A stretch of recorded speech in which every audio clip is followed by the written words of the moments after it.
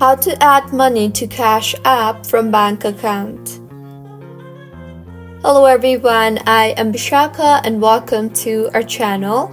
I will take you through the step-by-step process on how to add money to Cash App from bank account. Now, let's get right into the tutorial.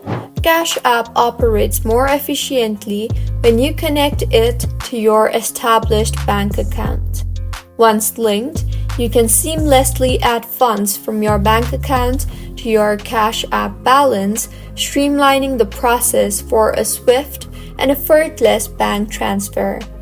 Follow these steps to link your bank account to Cash App.